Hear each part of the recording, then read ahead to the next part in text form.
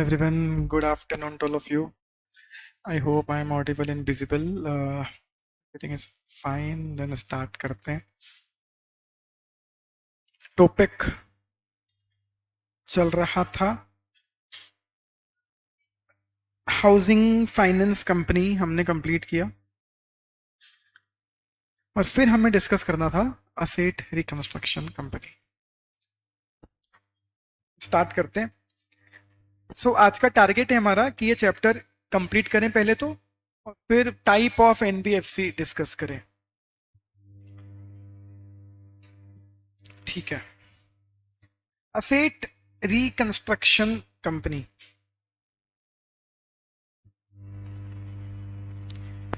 जिसको दो नाम और बोले जाते हैं, सिक्योरिटाइजेशन कंपनी या रिकंस्ट्रक्शन कंपनी. तो सिक्योरिटाइजेशन कंपनी या रिकंस्ट्रक्शन कंपनीज क्यों कहते हैं, इसके पीछे इसका कॉन्सेप्ट ही है. असेट रिकंस्ट्रक्शन कंपनी क्यों लाए थे हम इंडियन इकोनॉमी में, तो हमने सीखा था कि बैंक्स होती हैं, फाइनेंशियल इंस्टीट्यूशंस होते हैं, उनका मेन कोर बिजनेस क्या है, लोन देना और फिक्स डिपॉजिट या डिपॉजिट्स एक्सेप्ट करना. While providing loan, there may be certain issues और उसकी वजह से होता क्या है कि कई बार बैंकों के लोन डूबते हैं, जिसे क्या बोलते हो आप, bad loans, non performing assets. जब ये लोन डूबते हैं तो बैंक के पास ऑप्शन है, या तो बैंक इनसे रिकवरी करने की कोशिश करे, बट रिकवरी करना आसान नहीं होता, असेट्स को बेचना आसान नहीं होता, बहुत लीगल प्रोसीडिंग्स होती हैं और डेफिनेटली बैंक का जो कोर बिजनेस है वो सफर होता है, क्योंकि बैंक का कोर बिजनेस रिकवरी करना डेफिनेटली नहीं है, सफर होता है. इस वजह से हम क्या करते हैं, हमने एक नया काम स्टार्ट किया कि हमने कुछ नई तरह के एंटिटीज बनानी स्टार्ट की जो इन बैंक्स को, फाइनेंशियल इंस्टीट्यूशंस को सपोर्ट करती है.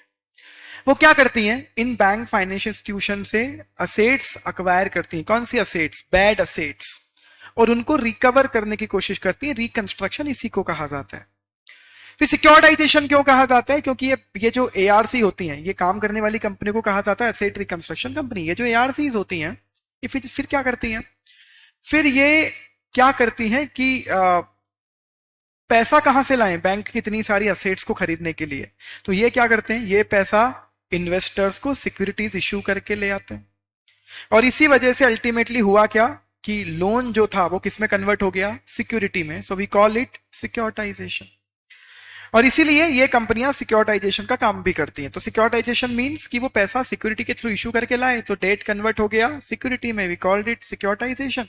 और अल्टीमेटली काम क्या करेंगे, रिकंस्ट्रक्शन करने का. आगे, अब एनबीएफसी ही है एआरसी एक, इसलिए आरबीआई ही रेगुलेट करती है, लेकिन एनबीएफसी के जो टिपिकल रजिस्ट्रेशन वाले प्रोविजंस हैं या कंप्लायंस वाले प्रोविजंस हैं वो एआरसी पर एप्लीकेबल नहीं होते. तो एआरसीज आर एनबीएफसी, बस आरबीआई ने उनको एनबीएफसी के जो कोर कंप्लायंस है 45 IA, IB, IC उससे किया हुआ है एक्सम्प्ट. ना एआरसी को सेटअप क्यों किया है हमने, वो बात कर लेते हैं. और these are setup to provide a focused approach to non performing loan का रिजोल्यूशन. मेन काम क्या है, नॉन परफॉर्मिंग लोन जो है उनको हम यहां के थ्रू क्या करते हैं, रिजॉल्व, वो मैटर को रिजॉल्व करने की कोशिश करते हैं.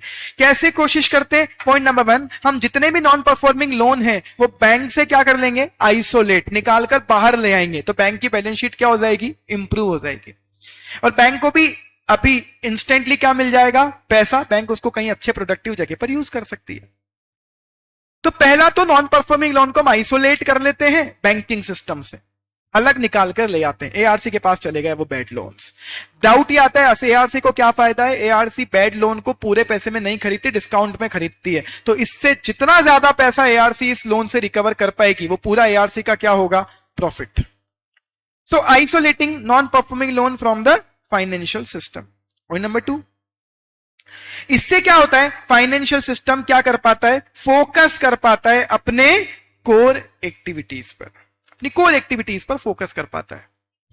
और अल्टीमेटली इनसे एक और चीज हो रही है कि जितने भी डिस्ट्रेस्ड असेट्स हैं, डिस्ट्रेस असेट मीन जिनमें स्ट्रेस है, डिस्ट्रेस असेट्स मीन जिनसे पैसा रिकवर नहीं हो पा रहा है बैंक का। हमने डिस्ट्रेस्ड असेट का ही क्या क्रिएट कर दिया, एक मार्केट। आप सोचो बैंक ने ये असेट एआरसी को बेची, एआरसी भी इन असेट्स को खरीदने का पैसा कहां से ला रहा है, इन्वेस्टर को सिक्योरिटीज इश्यू करके। तो इसके थ्रू क्या हो रहा है, डिस्ट्रेस्ड असेट का हमने मार्केट क्रिएट कर दिया। तो this is for facilitating development of market for distressed asset. अब एआरसी काम क्या क्या करता है, तो सबसे पहला काम एआरसी का क्या है, फाइनेंशियल असेट को क्या करेगा, बैंकिंग सिस्टम से अक्वायर। अब एआरसी जैसे ही वो असेट अक्वायर करेगा, उस असेट से रिकवरी के पूरे राइट किसके पास आ गए, एआरसी के पास। पूरे रिकवरी के राइट आ गए एआरसी के पास ना। अब एआरसी के पास जब राइट आ गए तो एआरसी अब रिकवरी करने की अपनी तरीके स्टार्ट करेगी। उसमें पहला तरीका क्या, वो हो सकता है आपका मैनेजमेंट ही क्या कर ले, टेक ओवर, बोले अब तुम्हारी कंपनी हम चलाएंगे, नहीं दे रहे ना पैसे, पूरी कंपनी हम चलाएंगे। या आपके बिजनेस को क्या कर देंगे, बेच देंगे, लीज पर दे देंगे, उनको पैसा चाहिए।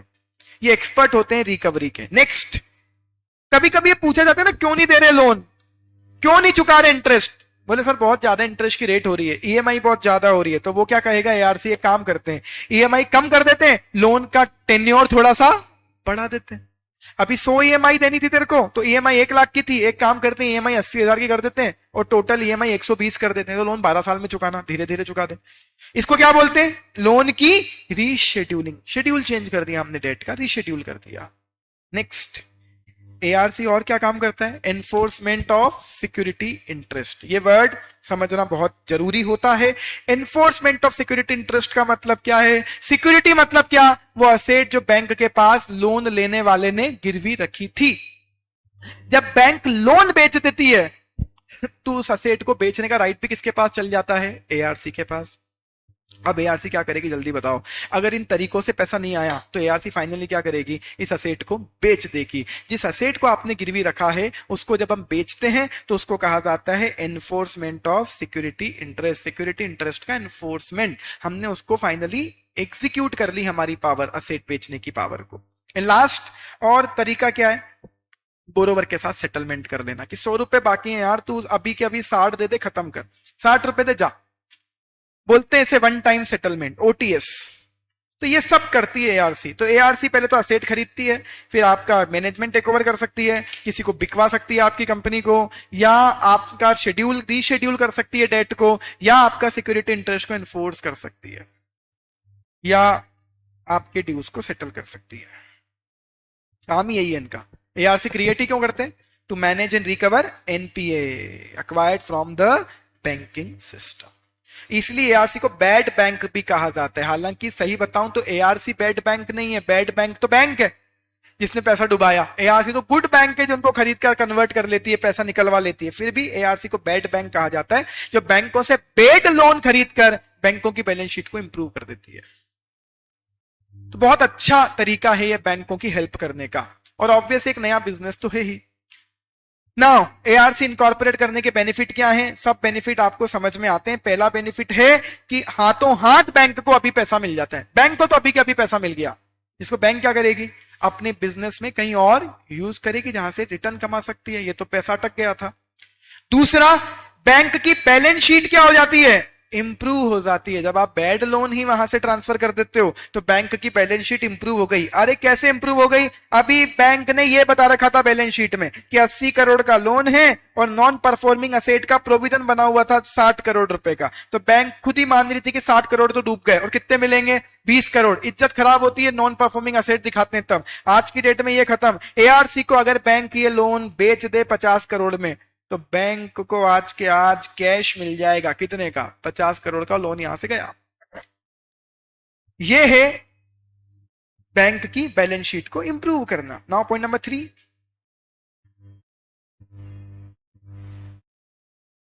इंडस्ट्री एक्सपर्टाइज डेवलप हो रहा है। किस चीज की इंडस्ट्री डेवलप हो गई है, लोन के रिजोल्यूशन की और रिस्ट्रक्चरिंग की। तो लोन रिस्ट्रक्चरिंग, लोन रिजोल्यूशन के लिए एक्सपर्ट लोग आ गए हैं जो अब लोन का पैसा रिकवर कर पाते हैं। और क्या एआरसी के थ्रू कैपिटल मार्केट डेवलप हो रहा है, हाँ। कैसे, एआरसी भी ये पैसा कहां से लाती है, इन्वेस्टर से, बाय इशूइंग सिक्योरिटीज। तो एक नई सिक्योरिटी मार्केट में आ रही है, कैपिटल मार्केट डेवलप हो रहा है। ये पढ़ने लायक, मतलब रिवीजन करवाने लायक टॉपिक है नहीं कि एआरसी का रजिस्ट्रेशन कैसे होता है, नॉर्मल टॉपिक है, आप पढ़ लेना। आगे बढ़ते हैं अब। Micro finance institution, we call it MFI। क्या होते हैं MFI? ऐसे इंस्टीट्यूशंस जो माइक्रो फाइनेंस का काम करते हैं। माइक्रो फाइनेंस मतलब छोटी इनकम वाले लोगों को छोटे छोटे लोन देना अलग अलग जरूरतों के लिए, ये कहलाता है माइक्रो फाइनेंस। और जो ये काम करते हैं उन्हें कहते हैं माइक्रो फाइनेंस इंस्टीट्यूशंस।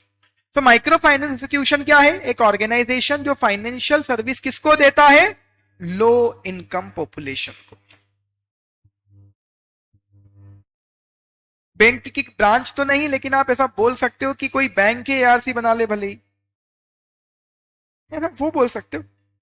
ब्रांच नहीं है, बैंक का ही पैसा बैंक की वापस कैसे करेगी? मतलब बैंक का ही पैसा और बैंक की खरीदेगी, क्यों करेगी? बैंक को क्या ही मिला फिर?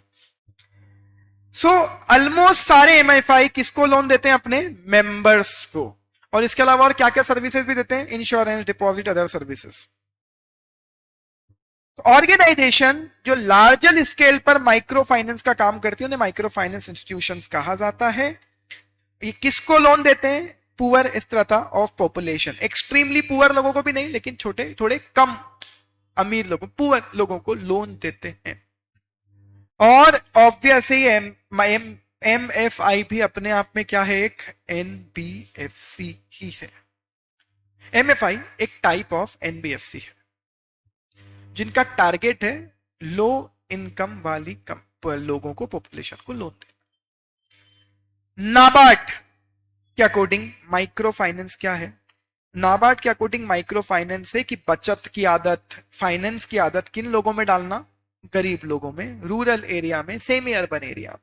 और NABARD is defined micro finance provision of thrift, है ना, सेविंग करने की आदत, provision of credit and other financial service in product of very small amount, छोटे अमाउंट का प्रोविजन। किसको? पुअर लोगों को इन रूरल और semi urban and urban areas, to meet out the financial need of the customers.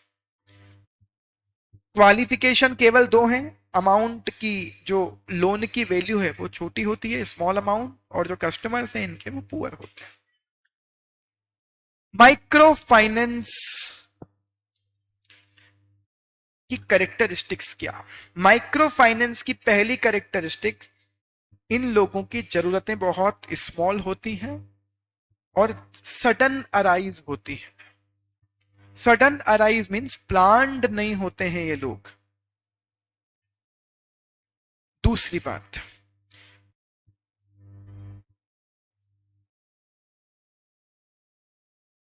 जो institutions होते हैं, लाइक ये लोन तो मैं बैंक से भी ला सकता हूं ना, पर बैंक्स क्या मांगती हैं? कोलेट्रल सिक्योरिटी, सिक्योरिटी मांगती हैं जो कि इनके पास देने के लिए नहीं है। तो हम जानते हैं माइक्रो फाइनेंस में पूरे लोन कैसे होते हैं? अनसिक्योर्ड।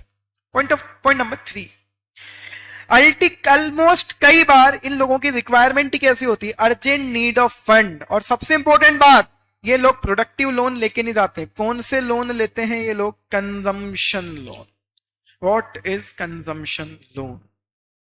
कंजम्पशन लोन वो होता है जिसको लेकर आप अपने पर्सनल यूज में लेकर आओगे, उससे कोई असेट एक्सेट्रा क्रिएट नहीं होगी। जैसे एजुकेशन के लिए लोन, शादी करने के लिए लोन, कोई फ्यूनरल करना है उस चीज के लिए लोन, बीमारी हो गई इस चीज के लिए लोन, ये लोन कंजम्पशन लोन कहलाते हैं। तो MFI सेक्टर में गरीब लोगों को जो स्मॉल अमाउंट के लोन दे रहे हो जनरली कंजम्पशन बेस्ड लोन होते हैं। और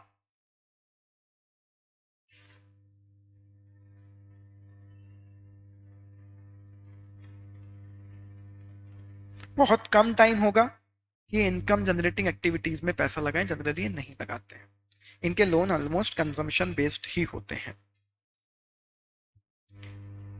नेक्स्ट, सबसे ज्यादा MFI का कॉन्सेप्ट कैसे चलता है? Self help group. ऊपर पढ़ा भी था ना, जनरली ये मेंबर्स को लोन देते हैं। सेल्फ हेल्प ग्रुप कुछ लोग ही मिलकर बना लेते हैं, फिर वही डिपॉजिट करते हैं, जरूरत पड़ने पर वही लोग लोन ले लेते हैं। तो concept of self help group most exciting discovery है in the context of microfinance. India में MFI जनरली किसके थ्रू सबसे ज्यादा चलता है? सेल्फ हेल्प ग्रुप के द्वारा। अल्टीमेटली किन लोगों की हेल्प करता था? वुमेन एम्पावरमेंट, जनरली लेडीज होती हैं इसमें, गरीब महिलाएं। एंड इरेडिकेशन ऑफ प्रॉपर्टी नहीं, इरेडिकेशन ऑफ पोवर्टी, ये मैंने तब भी सही करवाया होगा। गरीबी मिटाने की और एक तरीका है ये माइक्रो फाइनेंस इंस्टीट्यूशन जो आप बनाते हो सेल्फ हेल्प ग्रुप के तहत। जरूरत पड़ने पर ही ग्रुप से ही आपको लोन मिल जाएगा। Micro finance provide a greater menu of option, जहां पर स्मॉल लोन दिए जा सकते हैं, एक्सटर्नल सोर्सेज नहीं बल्कि इंटरनल सोर्सेज से भी डाउट आएगा। माइक्रो फाइनेंस में इंटरनल सोर्सेज कहां से आ गया? जरूरी है क्या माइक्रो फाइनेंस वाले बिजनेस करने के लिए पैसा बाहर से लाएं? माइक्रो फाइनेंस वालों को खुद के सेल्फ हेल्प ग्रुप से भी तो डिपॉजिट मिल सकते हैं, मेंबर से भी तो डिपॉजिट आ सकते हैं by way of saving of sale of assets. Last सबसे बढ़िया बात क्या होती है माइक्रो फाइनेंस में, कि यहां कोई फिजिकल कोलेट्रल नहीं होती like bank. Micro finance institution की कैरेक्टरिस्टिक्स, अब सारी कैरेक्टरिस्टिक्स आपको समझ में आ जाएंगी। आगे आते हैं next topic, payment bank. Payment bank और फिर मुद्रा बैंक, ये दो ही टॉपिक हमें डिस्कस करने हैं अब। पेमेंट बैंक्स क्या होते हैं? न्यू मॉडल है बैंक्स का, जो हम चाहते थे फाइनेंशियल सर्विसेज का पेनिट्रेशन करे। कहां? रूरल एरियाज में, अनबैंक्ड एरिया में जाकर। तो पेमेंट बैंक का मेजर काम क्या होता है कि इनके थ्रू आप अपने पेमेंट्स कर सकते, बैंकिंग सिस्टम के थ्रू जाकर। तो आप जनरली देखो कि बैंकों को लाइसेंस कौन देता है? आरबीआई। पर बैंक भी इंडिया में, बैंकिंग लाइसेंस भी दो तरह के होते हैं, uniform banking licence, sorry universal banking licence, और differentiated bank licence. Universal banking licence मतलब ऐसी बैंक जो सारे काम कर सकती है। आप बताओ, पेमेंट तो आप बैंकों के थ्रू भी कर सकते हो, पर पेमेंट बैंक जो केवल एक डिफरेंशिएटेड एक्टिविटी कर रही है, एक स्पेसिफिक एक्टिविटी कर रही है, उसे कहते हैं स्पेशलाइज्ड बैंकिंग लाइसेंस। तो पेमेंट बैंक कौन से टाइप की बैंक में आएगी? Payment bank come under differentiated banking licence, क्योंकि वो सारी बैंकिंग सर्विसेज नहीं दे सकती। पेमेंट बैंक जैसे लोन नहीं दे सकती, तो पेमेंट बैंक कमाएगी कहां से? ये जो आप पेमेंट की सर्विसेज लोगे पेमेंट बैंक के थ्रू, उनके बदले में सर्विस चार्जेस ले सकती है। इसके अलावा पेमेंट बैंक के रेवेन्यू का कोई सोर्स नहीं, लोन नहीं दे सकते हैं ये। मेन ऑब्जेक्ट क्या है? Spread of payment and financial service to छोटे बिजनेस वालों को, लो इनकम वालों को, माइग्रेंट लेबर को जो इधर उधर जाती रहती है, जो एक जगह बैठकर काम नहीं करती, चलते रहते हैं माइग्रेंट लेबर, और माइग्रेंट लेबर वर्कफोर्स इन, हाँ माइग्रेंट लेबर वर्कफोर्स इन तो हम चाहते क्या है? कम इनकम वाले लोग, स्मॉल बिजनेस वाले लोग, और माइग्रेंट लेबर को हम सिक्योर टेक्नोलॉजी ड्रिवन एनवायरनमेंट के थ्रू बैंकिंग सर्विसेज दिलवा पाए, इसलिए हमने चालू की पेमेंट बैंक्स। आरबीआई क्या चाहती है? ये लोग भी बैंकिंग सर्विसेज तक पहुंचे, तो लिखा है पेनिट्रेशन लेवल चाहते हैं, financial service to the remote areas of the country, जहां नहीं पहुंच पा रहा। पेमेंट बैंक में बैंक अकाउंट खुलवाना भी बहुत आसान है, केवल आपके आईडी प्राइड एड्रेस प्रूफ मतलब आधार कार्ड के केवाईसी करके, आधार ओटीपी के थ्रू आपका बैंक अकाउंट खुल जाता है एनबीएफसी पेमेंट बैंक में। अब पेमेंट बैंक खोल क्यों रहे हैं? अधिकतर पेमेंट बैंक खोलने वाले हैं एनबीएफसी, बड़ी बड़ी एनबीएफसी पेमेंट बैंक खोल रही हैं। इससे क्या होगा मैं बताता हूं क्या होगा। पेमेंट बैंक के पास तो बहुत ज्यादा कमाने के सोर्स नहीं है, लेकिन पेमेंट बैंक के थ्रू इन लोगों को क्या मिलेंगे? कस्टमर, जिसके थ्रू फिर इन कस्टमर्स को ये एनबीएफसी के थ्रू क्या बांटेंगे? लोन। इसलिए अधिकतर पेमेंट बैंक कौन बना रहा है? NBFC, promoted by NBFC. आगे आते हैं भाई, मैं वैसे भी पहले कई बार डिस्कशन कर चुका हूं, कल श्रेयांश सर ने भी मुझसे डिस्कशन किया, सिंगल ग्रुप और बोथ ग्रुप वाला। आप जिस चीज में कंफर्टेबल हो जस्ट गो फॉर दैट।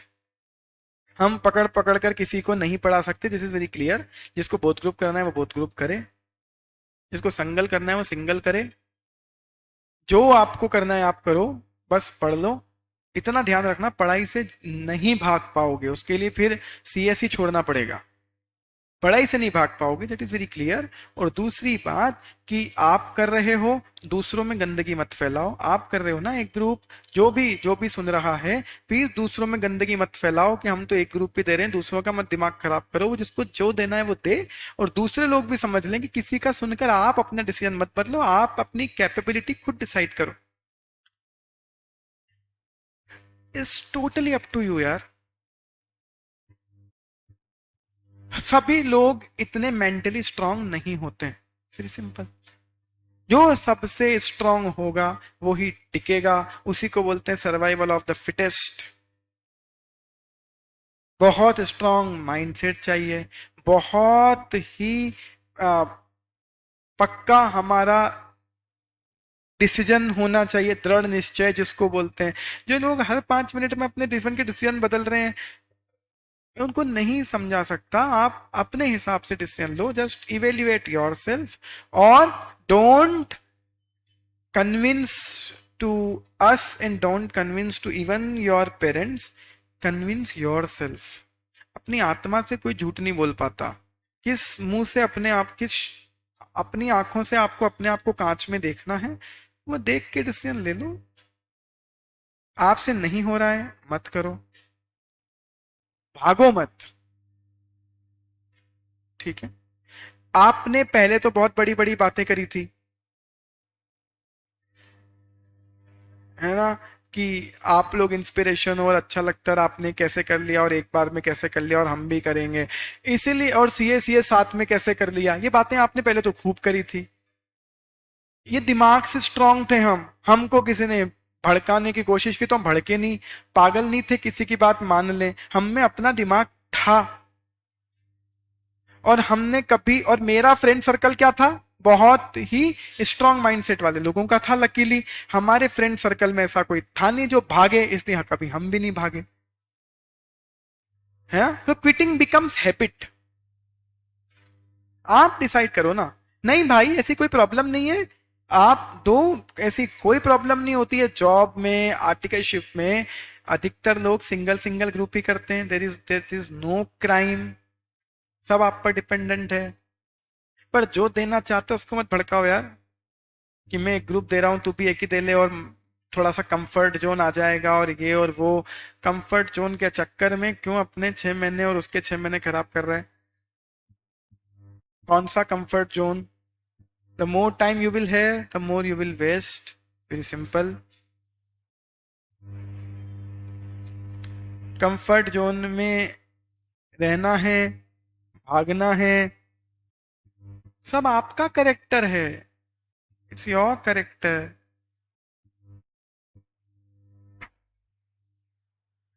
और सब लोग अलग अलग होते हैं, एवरीबडी इज डिफरेंट। मैं नहीं बोलता सबका मेरे जैसे स्ट्रांग माइंडसेट हो, होना तो चाहिए, सीएस इतना ऐसे ही लोगों को करना चाहिए। लेकिन जो डिसीजन आप पहले से लेकर चल रहे थे, उससे भाग रहे हो केवल कंफर्ट जोन में आने के लिए, मत करो। बाकी डिसीजन आप लोगों का है, बट यस, गंदगी सब में मत फैलाओ, प्लीज, इट्स माई रिक्वेस्ट। मुझे कल श्रेयांश ने बताया, बात मत फैलाओ ना गंदगी, आप, आपको नहीं करना मत करो। आप एक्चुअली क्या चाहते हो कि कोई ना करे, तो हम बोल पाए कोई नहीं कर रहा, बढ़िया है, ये भी नहीं कर रहा, वो भी नहीं कर रहा, आप भी मत करो। और 95 फेल ही हुए लास्ट टाइम, 5% ही पास हुए थे। फिर एक दिन ये देखना पड़ेगा किसी दिन किसी व्यक्ति को कि पापा 95 फेल ही, तो मैं देखो ये भी फेल हो गया, ये भी फेल हो गया, ये भी फेल हो गया। कब तक भागोगे? ये कौन से कंपैरिजन है?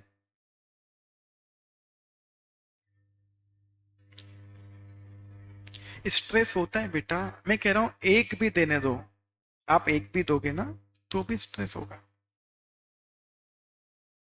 होगा, हमेशा होगा स्ट्रेस। दोनों छोड़ दो तो भी स्ट्रेस होगा।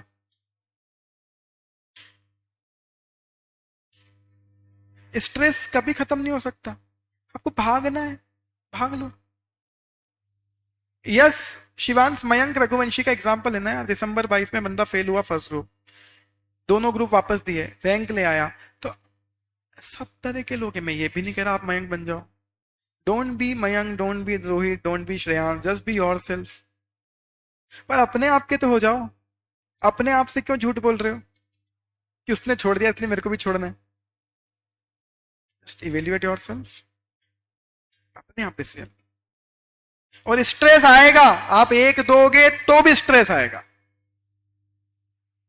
जितने भी लोग बोथ ग्रुप से एक ग्रुप में शिफ्ट हुए हैं, आई अगेन रिपीट, कोई क्राइम नहीं है, आपको नहीं देना मत दो।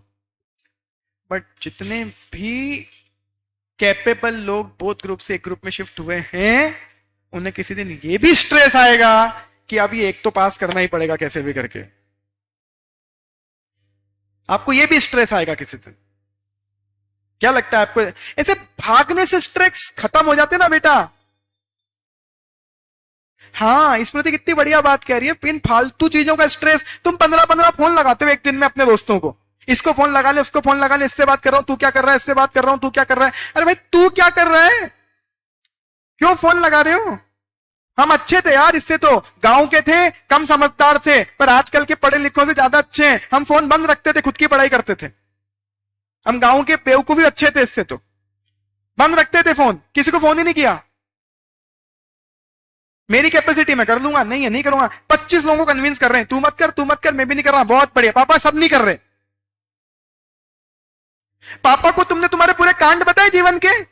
किस मुंह से तुम अपने मम्मी पापा से अभी बोथ ग्रुप सिंगल ग्रुप पूछने जा रहे हो? या तो तुमने 100% अपना पूरा जीवन बता रखा तुम्हारे मम्मी पापा को तुम क्या कर रहे हो, या तो सारे पाप बताओ, या उनके सामने रोने मत जाओ। आप अपने पेरेंट्स को इमोशनल ब्लैकमेल करके इमोशनल फूल बना रहे हो। आई रिक्वेस्ट मत करो, उनको तो बेवकूफ मत बनाओ। Take it yourself. अगर आपसे बोथ ग्रुप नहीं हो रहा, आपका करेज होना चाहिए, इतना हिम्मत आप में, बोलो नहीं हो रहा यार, छोड़ रहे हैं। दूसरों पे मत ढोलो। मम्मी ने बोल दिया, पापा ने बोल दिया, उसने बोल दिया, मेरे दोस्त ने मत। पागल हो क्या? Loss your mind. ऐसे होता है सीएस। फिर तुम देखना, ऐसे लोगों को अभी एक ग्रुप भी देंगे तो भी स्ट्रेस आएगा। मैं कह रहा हूं एक पेपर दोगे तो भी स्ट्रेस आएगा। आपको नहीं पता है भी एग्जाम क्या चीज है, आप पहली बार एग्जीक्यूटिव का एग्जाम दे रहे हो। इससे बढ़िया है, स्मृति बहुत अच्छी बात कह रही है, इन फालतू चीजों से बढ़िया पढ़ दो ना भाई। एक दिन सबको पढ़ना है, अगर एग्जाम देना है तो सबको पढ़ना है। आप भाग लो, कोई दिक्कत नहीं है, अगली बार पढ़ना पड़ेगा। ठीक है, तो यार ये बहुत हुआ, इसको मतलब रहने दो। आप अपने आप डिसाइड करो, अपने आप डिसाइड करो। हम सेटिस्फाइड हैं अकेडमी फैकल्टीज जो आपकी बैच के लिए सबसे अच्छा कर सकती थी। We are doing it. हम आपकी आंखों में आंखें डाल सकते हैं, आपसे आंख मिलाकर बात कर सकते हैं, हमने जो बोला था वो कर रहे हैं। हम अपने आप को भी देख सकते हैं कांच में कि हमने जो बोला था वो कर रहे हैं, पूरी कैपेसिटी से करने की कोशिश कर रहे हैं। ये जब इंसिडेंट्स होते हैं तो फिर हमारा भी कॉन्फिडेंस डाउन होता है। नहीं करते ना, छोड़ो ना, फिर तुम आपस में दोस्तों से ही बात कर लो और दोस्ती रिवीजन भी कर लो तुम आपस में। नहीं करते ना फिर हम। तो मैं फिर कह रहा हूं, यहां से स्ट्रांग होना बहुत जरूरी है। स्ट्रांगनेस के स्टेटस शेयर करने से कोई स्ट्रांग नहीं होता। स्ट्रांगनेस यहां होती दिमाग में। और भगवान करे कि आपका भागना यहीं रुक जाए। I pray to the God, I pray to the God कि आप लोगों का भागना है रुक जाए। कब तक भागोगे यार? तो आप अपना डिसीजन खुद लो। मैं इतना सा समझा सकता हूं कि you are the best decision maker for yourself. ना तो किसी के डिसीजन को इन्फ्लुएंस करो, ना किसी के डिसीजन से इन्फ्लुएंस होने दो अपने आप को। अपनी हिसाब से अपने इवेल्युएट करो। और फिर दूसरी बात बेटा, पढ़ना तो एक दिन सबको पड़ेगा अगर करना है तो। ना तो एक दिन ऐसा आएगा फिर सीएससी छोड़ दें, फिर उस दिन आप अपने आप को इस चीज के लिए भी कन्विंस करोगे कि हाँ मेरे लिए बनाई नहीं सीएस है। क्या सीएस में है क्या? बेरोजगार पड़े लोग, क्या कर लिया सीएस बन के? फिर उस दिन आप ऐसे कन्विंस करोगे। तो भगवान करे आपकी कन्विंसिंग रुक जाए और आप हमको मत कन्विंस करो, अपने पेरेंट्स को मत करो, just convince your inner soul. हर बार कहता हूं एक ही बात, रिग्रेट नहीं होना चाहिए। वो करो जिससे रिग्रेट ना हो। करो आप जो ग्रुप आपको देना है। इवन कई एग्जाम्पल मैं आज ही बोल रहा हूं, कई एग्जाम्पल हमारे सामने ऐसे भी आएंगे आपकी ही बैच में से जिन्होंने दोनों ग्रुप एक साथ दिए और दोनों ग्रुप फेल हो गए। होगा ना, इसमें कोई शक नहीं है। ऐसे भी आएंगे जो बोथ ग्रुप से सिंगल ग्रुप पे शिफ्ट हो गए और उन्होंने अच्छा हुआ एक पर शिफ्ट हो गए, इसलिए वो एक में पास हो गए। दोनों तरह के एग्जाम्पल आएंगे। इसका ये बिल्कुल मतलब नहीं कि बोथ ग्रुप देना ही नहीं चाहिए। भाई जिसने पढ़ाई बोथ ग्रुप की पढ़ी है, 1 साल जिसने टाइम दिया है, करो ना। ऐसे ही होते हैं हर्ष लोग, सही कह रहा है तू।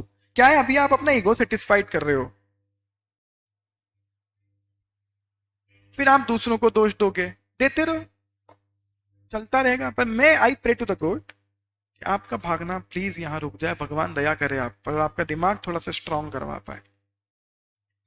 और ये शुरुआत कहां से होती है बेटा, ये शुरुआत कहां से होती है? किसी दिन एक क्लास छूटती है, फिर क्लास छोड़ने की हैबिट बनती है, फिर एक पूरा सब्जेक्ट छोड़ते हैं, फिर एक पर्टिकुलर फैकल्टी की क्लासेस छोड़ते हैं,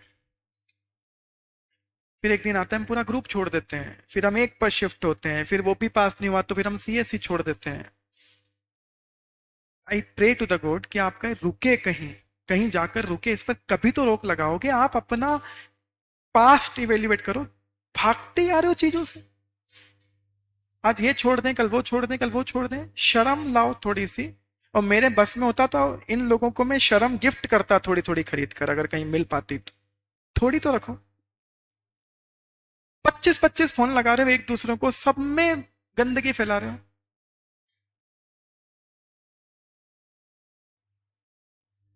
बहुत सारे मैसेजेस हैं, मैं पढ़ना नहीं चाहता, ऑफेंड हो जाएंगे बहुत सारे लोग, फिर तुम्हारे नाम लेके बोलूंगा तो और तुमको ही फोन करेंगे, जैसे बोल रहा था।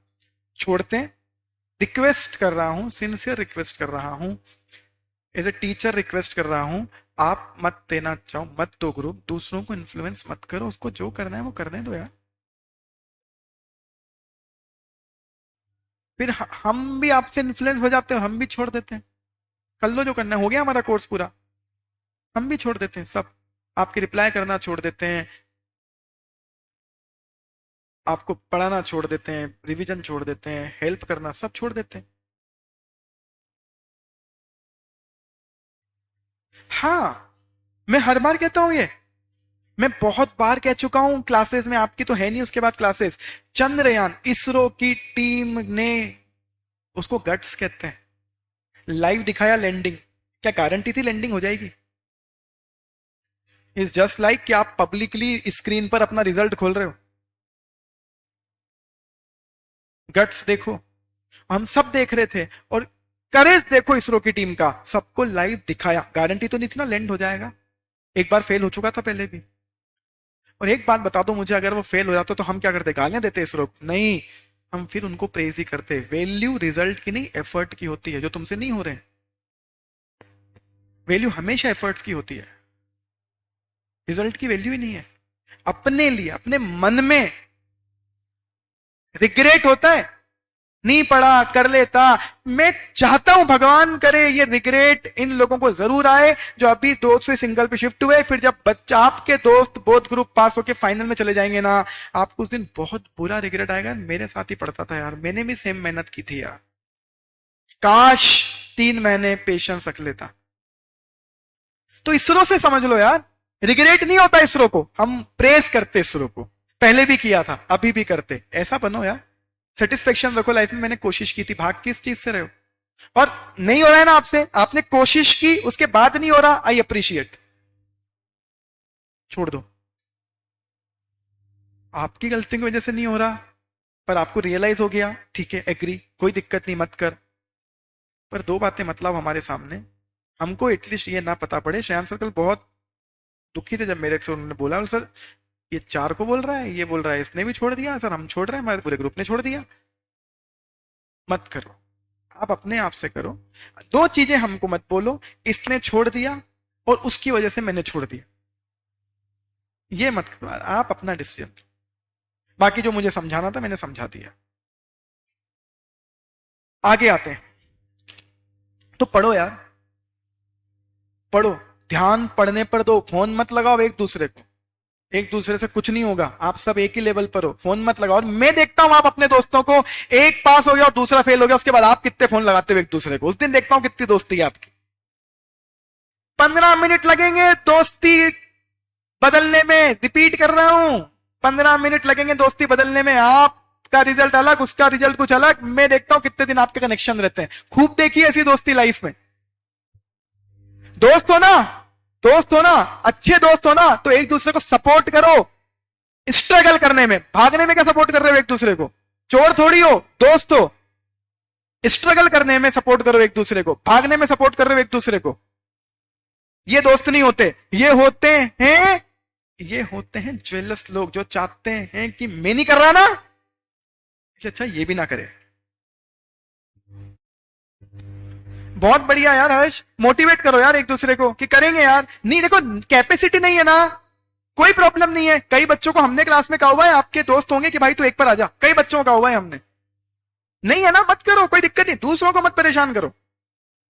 और अगर कर रहा है कोई, स्ट्रगल कर रहा है, एफर्ट लगा रहा है, उसको मोटिवेट करो, डिप्रेस मत करो।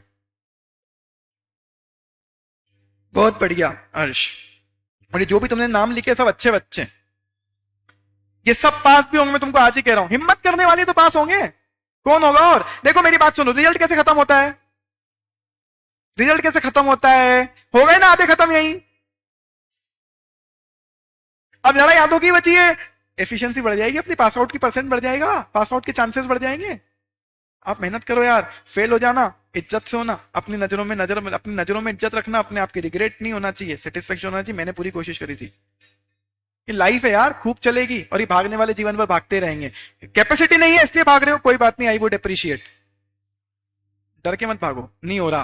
पहले क्या करा फिर तुमने 6 महीने, और वो 6 महीने जो जो कांड किए पूरे बताएंगे घर वालों को, जो अभी घर वालों से पूछ के बहुत ग्रुप छोड़ रहे हो, इमोशनल फूल बना रहे हो घर वालों को।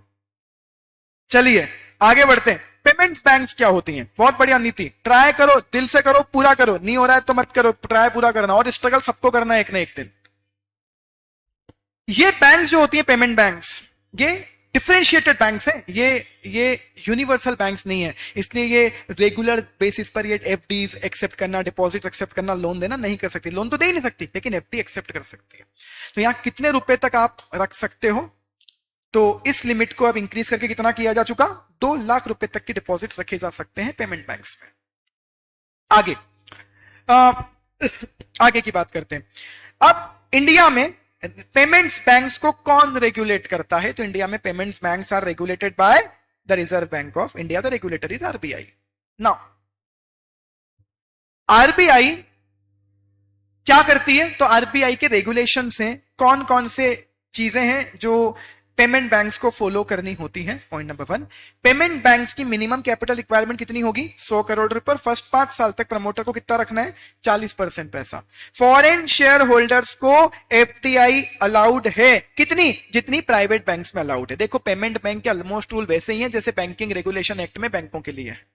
हाँ मुझे पता है मैं ब्लूइश दिख रहा हूं थोड़ा सा, बट ये कैमरे की प्रॉब्लम है, आप चलने दो आपको, और तो सब ठीक दिख रहा है ना, समझ में आ रहा है ना, दैट इज इंपॉर्टेंट। आगे आते हैं। प्रियांश बार बार कहां लेफ्ट हो जाता है तू? बाहर थोड़ी थोड़ी देर में प्रियांश लेफ्ट, वंशिका लेफ्ट, फिर ज्वाइन, क्या हो रहा है तुम्हारे नेटवर्क्स में? फॉरेन शेयर होल्डिंग उतनी ही अलाउड है, एफडीआई उतना ही अलाउड है पेमेंट बैंक में जितना प्राइवेट बैंक्स में अलाउ होता है। पॉइंट नंबर 3, पेमेंट बैंक्स के voting right banking regulation act से ही चलते हैं। मतलब कैसे? जैसे नॉर्मल बैंकों में होते हैं। क्या रूल है नॉर्मल? 1% के बाद 10% से ज्यादा वोटिंग पावर नहीं हो सकते, जो कि आरबीआई की परमिशन से कितना बढ़ा सकते हो? 26%। और जब भी 5% से ज्यादा अक्वायर करोगे आरबीआई की अप्रूवल लेनी है। कोई बात नहीं, ठीक है। तो देखो रूल क्या है, अब इसमें कंफ्यूजन, बहुत सारे डाउट्स आ रहे। 5, 10, 26 का क्या नाटक है? 5 से ज्यादा करते ही आरबीआई की अप्रूवल लेनी है। लिमिट 10% है, 5 से ऊपर जाते आरबीआई की अप्रूवल ले लेना, 10% तक जा सकते हो। इसको आरबीआई का कितना कर सकती है? कभी भी 26 कर सकती है। नाउ बैंक के मेजॉरिटी डायरेक्टर कैसे होने चाहिए? Independent directors. चल क्या रहा है? मिनिमम कैपिटल 100 करोड़ चाहिए, एफडीआई अलाउड उतना ही, इतना प्राइवेट बैंक्स में 10% से ज्यादा किसी की शेयर होल्डिंग नहीं हो सकती, मेजर डायरेक्टर इंडिपेंडेंट होने चाहिए, बैंक की पहले दिन से पूरी नेटवर्किंग होनी चाहिए, बिगिनिंग से।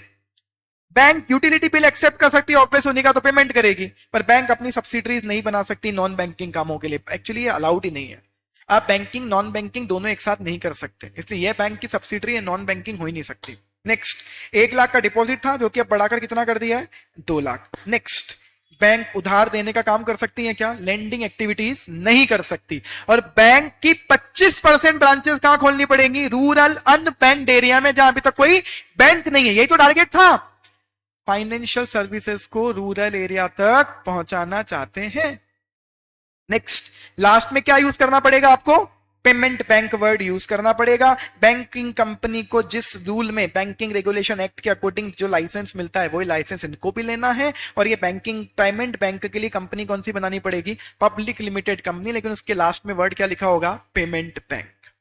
नाउ पेमेंट बैंक कौन कौन बना सकता है? इन्होंने ही बनाई है इंडिया में आज तक। कौन कौन बना सकता है इंडिया में पेमेंट बैंक?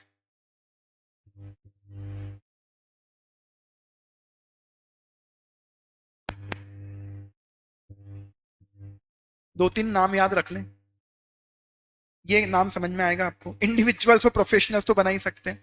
सबसे ज्यादा पेमेंट बैंक कौन बना रहे हैं? ये एनबीएफसी और कॉर्पोरेट बिजनेस करेस्पॉन्डेंट्स।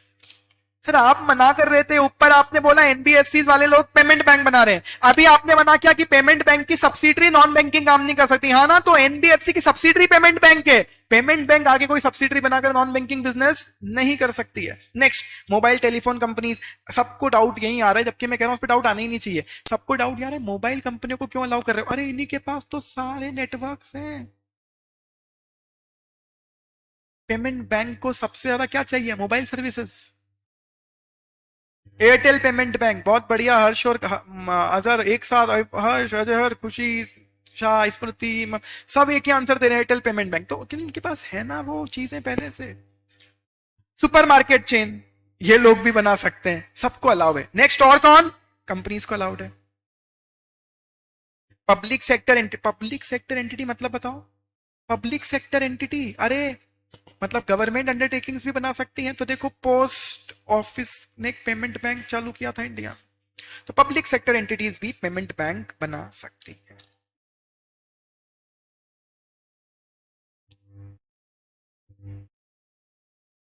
नेक्स्ट, कुछ लोग जॉइंट वेंचर करके भी बना सकते हैं।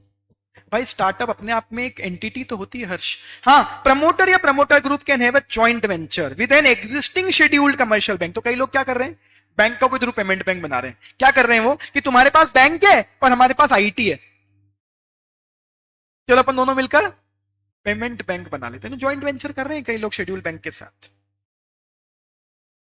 और scheduled commercial bank payment bank में स्टेक ले सकती है, मतलब schedule commercial bank payment bank की ओनर हो सकती है, प्रमोटर हो सकती है। कंडीशन क्या है? प्रमोटर कौन होना चाहिए? फिट एंड प्रॉपर पर्सन, उसके पास ट्रैक रिकॉर्ड होना चाहिए 5 सालों का। किस चीज का? बिजनेस का, केवल नॉर्मल बिजनेस का 5 साल का एक्सपीरियंस होना चाहिए। हाँ हाँ, तो बहुत बढ़िया। देखो स्मृति ने कितनी अच्छी बात बोली हर्ष। पहली बात तो हर्ष का डाउट कोई बहुत ज्यादा वैलिड डाउट था नहीं, वो कह रहा था स्टार्टअप्स भी बना सकते हैं। तो स्टार्टअप्स क्यों? वो खुद तो अभी स्ट्रगल कर रहे हैं। स्टार्टअप अपने आप में एक एंटिटी तो बिजनेस की वजह से उसे स्टार्टअप कह देते हैं। दूसरा, फिर ये कह रही है स्टार्टअप की तो 100 करोड़ पे स्टार्टअप खत्म। अरे तो 100 करोड़ की कैपिटल है स्मृति यहां, और वहां 100 करोड़ का टर्नओवर है, कोई कनेक्शन भी नहीं है इनका। वो उसका है और ये अलग कंपनी है, दूसरी है। हाँ, आप ये समझ लो कि सर पेमेंट बैंक स्टार्टअप की तरह रजिस्टर्ड हो सकती है क्या? नहीं हो पाएगी ना। ढंग से सोचो क्यों नहीं हो पाएगी, इसका आंसर रूल में ही है। रीजन है क्योंकि पेमेंट बैंक एक पब्लिक कंपनी होती है, और पब्लिक कंपनी कभी भी स्टार्टअप नहीं हो सकती, केवल एक प्राइवेट कंपनी ही स्टार्टअप हो सकती है। बहुत बढ़िया। चलिए, बात तो ये है। आगे आते हैं सबसे भयंकर टॉपिक इस चैप्टर का, टाइप ऑफ एनबीएफसी। देखो इस चैप्टर में ना एक नया टॉपिक इंसर्ट हुआ है। चलो एक काम करते हैं लास्ट में, अभी हाँ अच्छा हुआ आपने याद दिला दिया, मुद्रा बैंक भी पढ़ा देता हूं। मुद्रा बैंक भी पढ़ा देता हूं। मुद्रा बैंक वैसे कॉन्सेप्ट नाम से ही है, micro unit development and refinancing agency. तो पहला तो टारगेट है नाम में कि माइक्रो यूनिट्स के लिए हम ये बिजनेस, ये बैंक चला रहे हैं, माइक्रो यूनिट्स के डेवलपमेंट के लिए, छोटे बिजनेसेस के लिए। और अल्टीमेटली हम बैंक नहीं खोलेंगे, हम रीफाइनेंस का काम करेंगे। What is refinance? कि मुद्रा बैंक की कोई ब्रांचेस नहीं होंगी कमर्शियल बैंक जैसे। मुद्रा बैंक केवल एक गवर्नमेंट सेटअप करेगी, और ये मुद्रा बैंक कमर्शियल बैंक को लोन देगी माइक्रो यूनिट्स को देने के लिए। तो मुद्रा बैंक अपने आप में बिजनेस नहीं करेगी। जैसे नाबार्ड है, नाबार्ड एक कमर्शियल बैंक नहीं है, वैसे मुद्रा बैंक भी एक कमर्शियल बैंक नहीं, रीफाइनेंसिंग एजेंसी है। माइक्रो यूनिट्स को लोन देने के लिए मुद्रा बैंक पैसे देगी। सरकार ने इसमें क्या किया? सरकार ने पैसा अवेलेबल करवाया ना मुद्रा बैंक को, और बैंकों को बोला तुम छोटे व्यापारियों को सब्जी का ठेला खरीदना है, कारीगर है, थोड़े से औजार खरीदने हैं, इसके लिए लोन दो। तो दे नहीं पाती थी बैंक के, सरकार ने बोला तुमको लोन हम देंगे मुद्रा बैंक के थ्रू। ये मुद्रा बैंक है। मुद्रा बैंक के थ्रू 3 तरह के लोन मिल सकते हैं, शिशु, किशोर, तरुण। शिशु मतलब क्या? 50,000 रुपए तक का लोन। तरुण किशोर 50,000 से 5 लाख रुपए तक का लोन, और तरुण में 5 लाख से 10 लाख तक का लोन। मतलब मुद्रा लोन मैक्सिमम कितने रुपए का मिल सकता है? 10 लाख रुपए का। किन लोगों को मुद्रा बैंक से लोन मिल सकता है? छोटे मैन्युफैक्चरिंग करने वालों को, शॉपकीपर को, कारीगरों को, मींस आर्टिसंस को, फ्रूट्स और वेजिटेबल के वेंडर्स। पीईटी में आया था ये टेस्ट, ठीक है, पीईटी का तो क्या ही बात करें। नेक्स्ट, एज कितनी होनी चाहिए लोन के एप्लीकेंट की? 18 साल या उससे ज्यादा। लोन किसमें मिलेगा? प्रधानमंत्री मुद्रा योजना में। लेकिन लोन का पर्पस पर्सनल नहीं होगा। किस चीज के लिए मिलेगा लोन? केवल बिजनेस करने के लिए, पर्सनल पर्पस से नहीं मिलेगा। क्या मुद्रा लोन से आप व्हीकल खरीद सकते हो? हाँ, सब्जेक्ट टू व्हीकल किसमें यूज होना हो? कमर्शियल पर्पस से। ना, लोन की प्रोसीजर क्या है? बहुत ही आसान। आपको अपनी नियरेस्ट शेड्यूल बैंक में जाकर मुद्रा बैंक का फॉर्म भरना है, मुद्रा लोन का। टिक करना है कैटेगरी के शिशु वाला चाहिए, किशोर चाहिए, तरुण वाला लोन चाहिए। टिक करना है किस चीज के लिए लोन चाहिए। एप्लीकेंट को अपना ID proof, address proof, KYC, Aadhaar, PAN card etcetera attach करने होंगे मुद्रा बैंक के एप्लीकेशन के साथ में। नेक्स्ट, ये अटैच करना होगा कोटेशन की, जो मशीन एक्सेट्रा ला रहे हो, जिसके लिए लोन ले रहे हो, कितने की उसका quotation. Name of the detail of the dealer जिसके थ्रू वो लेकर आ रहे हो, असेट एक्सेट्रा। और लास्ट में category proof, SC ST OBC हो गया, इनको एडिशनल एडवांटेजेस लिए। इसके अलावा बैंक और भी दूसरे डॉक्यूमेंट मांग सकती है। मुद्रा लोन का पूरा लोन कैसा होता है? सिक्योर्ड या अनसिक्योर्ड? सिक्योर्ड या अनसिक्योर्ड? Totally unsecured. देखो, ना तो कोई प्रोसेसिंग फीस ले सकती है बैंक, ना ही कोलेक्ट्रल ले सकती है। मेरा क्वेश्चन है, बैंक बदले में इंटरेस्ट चार्ज करेंगे क्या? हाँ। बैंकों को फायदा क्या है? बैंकों को लोन मिलेगा मुद्रा बैंक से, और फिर बैंक के लोन देंगी आगे कस्टमर को। तो मुद्रा बैंक से जो लोन मिल रहा है, उससे ऊपर जितना आप इंटरेस्ट लोगे, वो बैंक की इनकम। एग्जिस्टिंग बिजनेस को भी मिल सकता है बेटा, कोई कंपल्शन नहीं कि नए बिजनेस स्टार्ट करो उसके बाद ही मिलेगा। नेक्स्ट, क्या क्या कर सकते हो मुद्रा बैंक से पैसा लेके? ट्रांसपोर्ट वाला व्हीकल खरीद सकते हो। सर मना किया था, व्हीकल तो खरीद नहीं सकते, वो जो बिजनेस में यूज हो रहा है वो खरीद सकते हो। नेक्स्ट, कम्युनिटी सर्विसेज देनी हो, सोशल या पर्सनल सर्विसेज देनी हो, लाइक ब्यूटी पार्लर खोलना हो, सैलून खोलना हो। फूड प्रोडक्ट्स सेक्टर, लाइक मूंग के भजिए, है ना, पकोड़े तलने की दुकान खोलनी हो। अमित शाह जी का डायलॉग जो बहुत पॉपुलर हो गया था कि पकोड़े तलना भी एक बिजनेस है क्या भैया, एक रोजगार है क्या? तो हाँ है ना भाई, क्यों नहीं है। Food product sector, textile product sector. Trader और शॉपकीपर को बिजनेस लोन, नॉर्मल कोई भी दुकान वाले को लोन मुद्रा लोन से मिल सकता है। माइक्रो यूनिट्स को इक्विपमेंट खरीदने के लिए लोन मिल सकता है, equipment finance. And finally, agriculture से रिलेटेड एक्टिविटीज के लिए लोन मिल सकता है। मुद्रा लोन जब मिलेगा तो आपको साथ में और क्या मिलेगा? मुद्रा कार्ड, ये एक तरह से वर्किंग कैपिटल के लिए मिलने वाला लोन है। क्रेडिट कार्ड जैसे काम करेगा, जिससे आप एक्सेस पैसे ड्रॉ कर सकते हो up to what 10% of the loan. जो मुद्रा लोन का अमाउंट है उसका 10% या ₹10,000 विच एवर इज लोअर। यहां तक का तो आप फॉर एग्जांपल कहीं रॉ मटेरियल खरीदने जा रहे हो तो कैश लेके जाने की जरूरत नहीं, कार्ड स्वैप कर दो। तो मुद्रा कार्ड एक क्रेडिट कार्ड की तरह से काम करता है, पर मैक्सिमम लिमिट उसकी होगी लोन का 10%। पर लोन अगर 5 लाख का है तो लोन का 10% 50,000 हो जाएगा, बट नहीं, मैक्सिमम 10,000 की ही इस क्रेडिट कार्ड की लिमिट रहती है। इंटरेस्ट कमर्शियल बैंक की इनकम होगी। नीति अंशिका का डाउट है न्यू में, हाँ ठीक है, ओके चलिए खत्म करते हैं यहीं पर। अब चलिए काम करते हैं, ये चैप्टर कल भी कंटिन्यू करना पड़ेगा, क्योंकि इस चैप्टर में एक नया इंसर्शन आया है, दैट इज चिट फंड। नाम खूब सुना था हमने ये, पर ये अब की बार सिलेबस में ही आ गया, बहुत छोटा सा कंटेंट है, तो कल पढ़ लेंगे। और चिट फंड के साथ फिर डिस्कस कर लेंगे टाइप ऑफ एनबीएफसी। तो ये कल खत्म हो जाएगा, फिर स्टार्ट करेंगे वो जो चैप्टर मैंने बताया है। निधि कंपनी भी दे रखा है मॉड्यूल में, तो बेटा याद करो, निधि कंपनी तो मैं अलग से पढ़ा चुका हूं, नोट्स भी अलग से दिए थे, है ना, मैं पढ़ा चुका हूं। वो तो निधि इसमें दिया है मैंने, वो तो आप जानते ही हो ना, मैं मॉड्यूल कवर किया है, चैप्टर तो हमने हमारे हिसाब से बांट दिए मैंने खुद ने। निधि कंपनी मैंने अलग से ही पढ़ाया है आपको। निधि तो इन्होंने हर चैप्टर में दे रखा है। चलिए तो मिलते हैं कल, टाइम मैसेज करूंगा ग्रुप पर। Thank you so much.